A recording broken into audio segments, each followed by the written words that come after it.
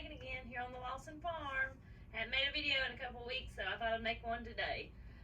So today what we're going to be doing is making a made from scratch chocolate cake. It's my daddy's birthday, so I wanted to make him a cake and take it to him. So we'll be making the icing and the cake from scratch, and I'll tell you, I used to not fool with making it from scratch because I was scared about it. You know, you hear all these horror stories, people trying to make cakes and stuff. Now, one thing I can't make, or I haven't tried to make in a long time, is a pound cake, but that's a different story. A different time, it was a 5-pound cake. But anyways, so today, yeah, we're just going to be making a homemade chocolate cake. So here we go. The first thing you're going to need is 1 3/4 of a cup of self-rising flour. So I've already got that in my big bowl. When you're making a cake, an important thing to remember is you want to do your dry ingredients first. So the next thing we've got is 2 cups of just regular white sugar. Then I got 3/4 of a cup of that powdered Hershey's cocoa, or you know, just any of the powdered cocoa. You'll need 3/4 of a cup of that. That's what's gonna make it chocolate. All right, so we're gonna stir all that together. Got all my dry ingredients mixed together now. Just stir them up till they start looking like chocolate cake mix, like that. So now we're ready to add our wet ingredients in. Our wet ingredients are 2 eggs,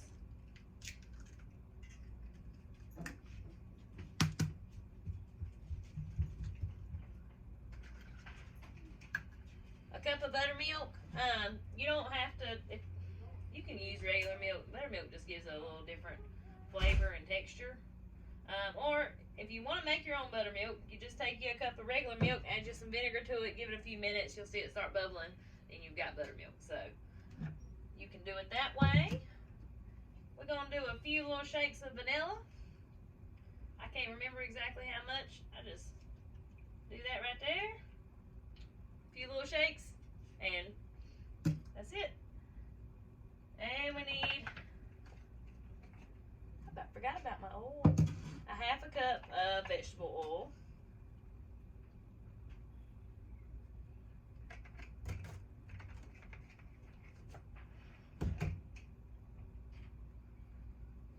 Alright.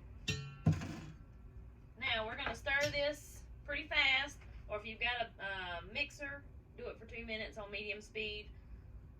I don't like pulling out that mixer when I can just do it with a fork, but yeah, if you want to do it with a mixer, you can, or you just do it with a fork. So we're going to get this all combined and all mixed up. Alright, so everything is all mixed together. Our very last step with this is pouring in 1 cup of hot water. Now this batter is going to look a lot thinner than what you're used to, a lot thinner than what the cake mix batter looks like. But so we're going to stir in that hot water.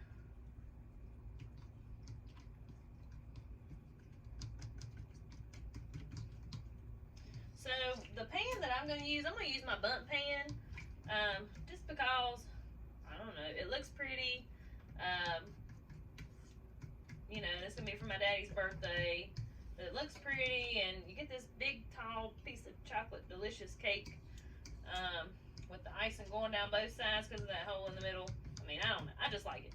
But you can do this in like 2 of the little square inch, I think they're like 9-inch cake pans. This will make 2 of those, or you can either do it in a 9x13 pan.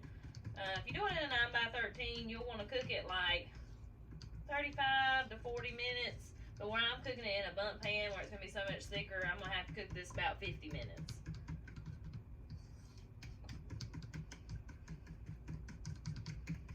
Alright. So I want y'all to see, if you can see, it's hard to show y'all stuff on this here camera. You see how thin that is? I mean, it's real watery, but that's what it's supposed to look like, so that's fine. Alright, I'm going to pour it in my bundt pan. I've already got it all greased up so my cake don't stick.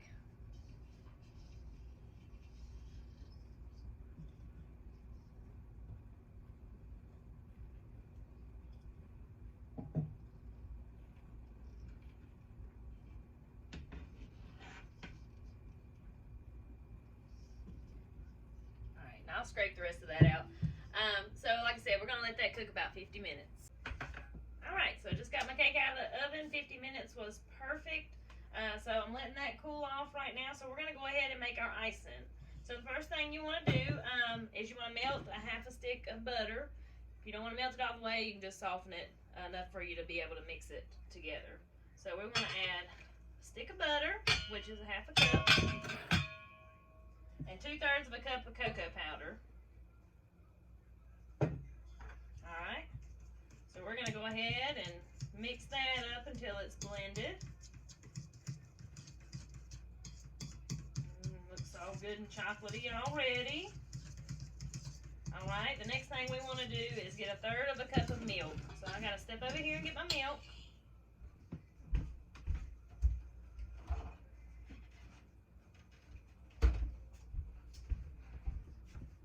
Alright, so like I said, 1/3 of a cup. We're going to go ahead and pour that in there. Alright. Now we're going to need a little sprinkle of vanilla. Like I said, this is a little sprinkle when you think it's enough. I've actually made it and not even had any vanilla in it. It tasted just fine. It was delicious. So I'm going to mix that up.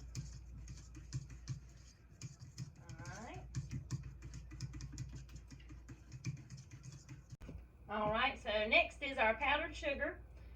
We're going to use roughly 3 cups, but I like to add it a little bit at a time, so I'm going to do a half a cup at a time, blend that in, and then, do that until my icing looks the way I want it to, or until I've got 3 cups, whichever comes first. Alright.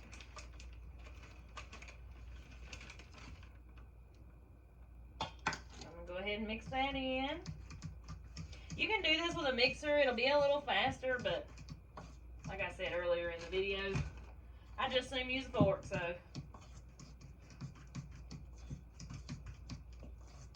This is going to be a delicious, sweet chocolate icing. Definitely not sugar-free. Alright. See how good and dark that looks?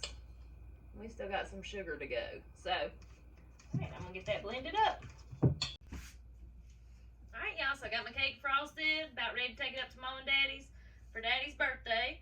I put my icing on when the cake was still a little bit warm. That makes it kind of melty a little bit and all shiny. Makes it delicious, I think. I know you're supposed to wait on it to cool completely, but I like my icing a little melted like that.